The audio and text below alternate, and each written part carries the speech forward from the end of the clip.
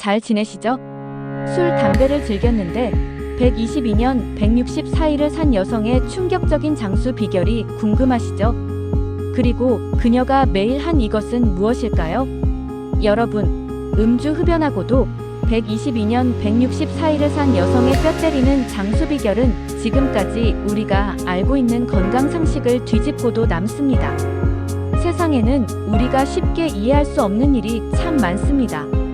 예를 들어 건강을 해친다고 알려진 술과 담배를 즐기면서도 122년 164일이라는 긴 시간을 살아낸 사람이 있다면 믿으시겠습니까?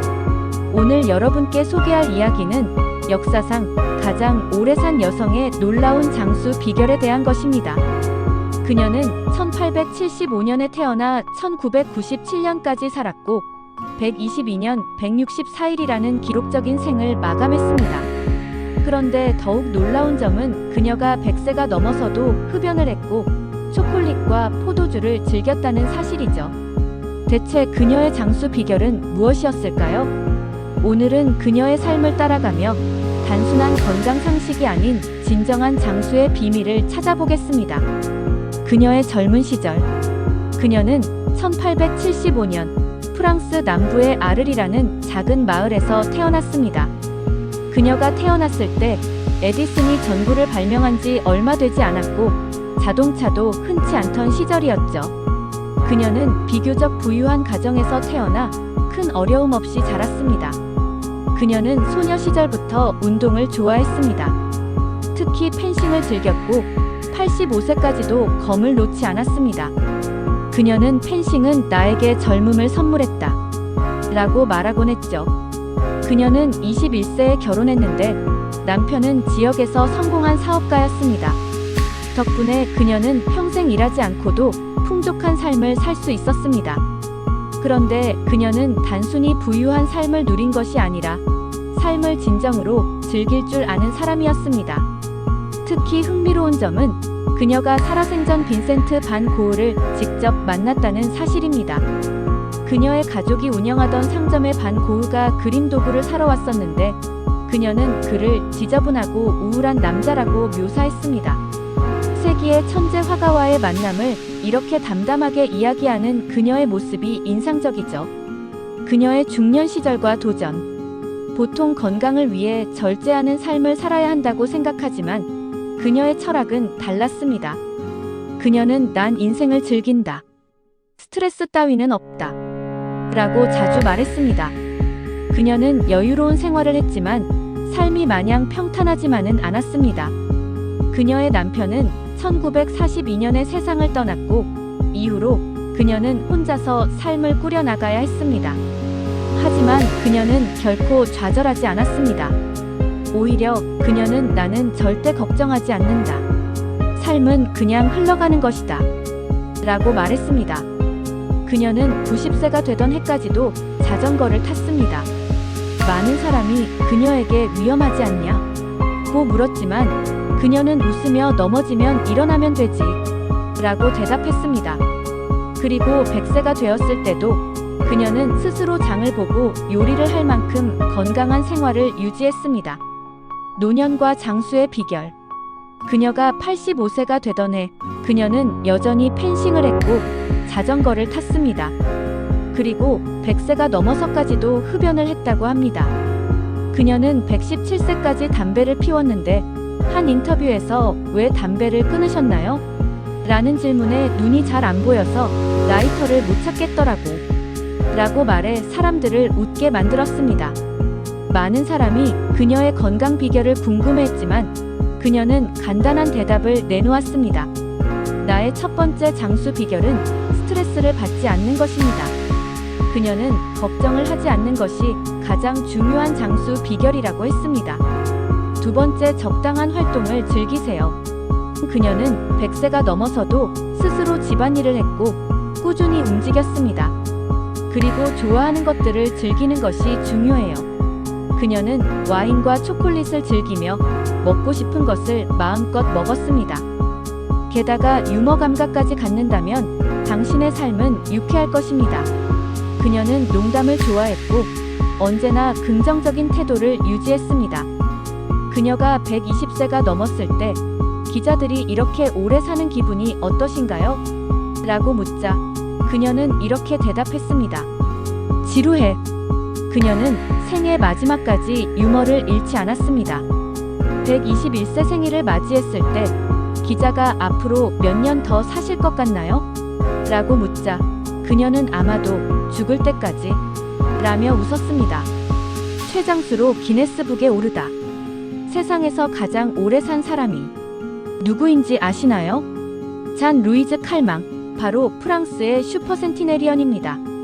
그녀는 122년 164일을 살며 기네스 세계 기록에 이름을 올렸는데요. 그럼 지금부터 그녀의 장수 비결을 깊이 있게 탐구해 보겠습니다.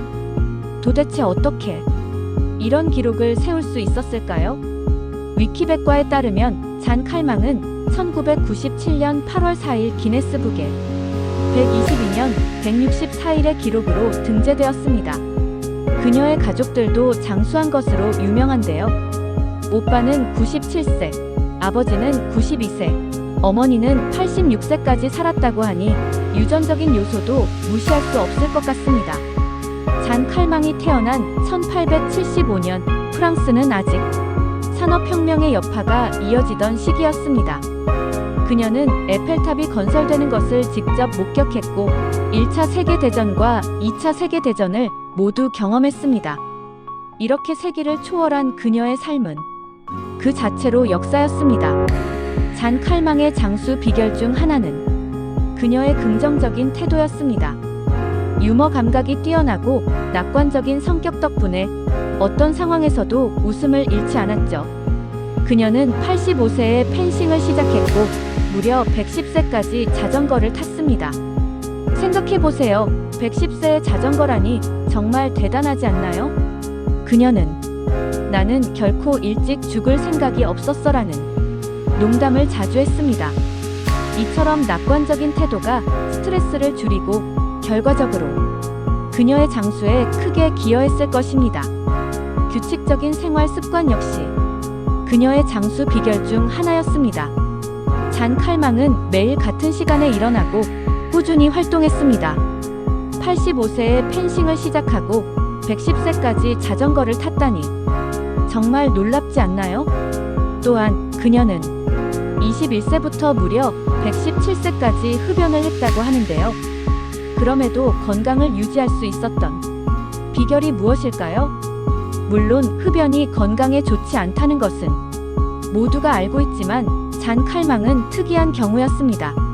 그녀는 이 습관을 통해 스트레스를 해소했다고도 볼 수 있는데요. 이 역시 장수에 기여했을 가능성이 있습니다. 잔 칼망의 적당한 식습관도 빼놓을 수 없죠. 그녀는 와인 한 잔을 즐겼고 초콜릿을 매우 좋아했습니다. 지중해식 식단을 유지하며 건강을 챙겼습니다. 이런 식습관이 그녀의 신체를 유지하는데 큰 도움을 준 것이 분명합니다. 지중해식 식단은 채소, 과일, 올리브유, 생선 등으로 구성되어 있는데 이는 심혈관 건강에 좋고 체중을 적정하게 유지하는 데 도움을 줍니다. 잔 칼망이 이런 식단을 평생 유지했다는 점은 주목할 만하죠. 사회적 교류 또한 잔 칼망의 장수에 큰 역할을 했습니다. 그녀는 친구들과 자주 만나고 가족과 많은 시간을 보냈습니다. 사회적 관계를 유지하는 것이 정신적, 정서적 건강에 얼마나 중요한지 다시 한번 확인할 수 있죠. 사회적 고립은 건강에 큰 위험 요소가 될 수 있지만 잔 칼망은 이를 극복하며 더 건강한 삶을 살 수 있었습니다. 여러분도 잔 칼망처럼 주변 사람들과의 관계를 소중히 여겨보세요. 마지막으로 잔 칼망의 장수 비결 중 하나는 스트레스 관리였습니다. 그녀는 걱정을 멀리하고 인생을 무겁지 않게 받아들였습니다. 잔 칼망의 태도는 스트레스를 줄이는데 큰 도움을 주었을 것입니다. 결국 잔 칼망의 장수 비결은 아주 특별한 것이 아니었습니다. 그녀의 삶에서 배울 수 있는 교훈은 작은 습관들이 얼마나 중요한지를 보여줍니다. 긍정적인 태도, 규칙적인 생활, 건강한 식습관, 사회적 교류, 그리고 스트레스 관리. 이 5가지를 기억하고 오늘부터 실천해 보세요. 이제 여러분도 잔 칼망처럼 건강하고 행복하게 오래 사는 비결을 알게 되셨습니다. 오늘의 이야기가 마음에 드셨다면 구독과 좋아요, 알림 설정까지 부탁드립니다. 다음에 더 흥미롭고 유익한 이야기로 돌아올게요. 감사합니다. 여기서 잠깐 위에서 잔 칼망을 슈퍼센티네리언이라고 소개해드렸는데요. 슈퍼센티네리언은 110세 이상을 산 사람을 가리키는 용어입니다. 100세 이상을 산 사람을 센티네리언이라고 부르는데 이보다 10년 더 살아 110세를 넘긴 사람에게 슈퍼센티네리언이라는 명칭을 사용합니다. 잔 루이즈 칼망이 대표적인 슈퍼센티네리언에 속합니다.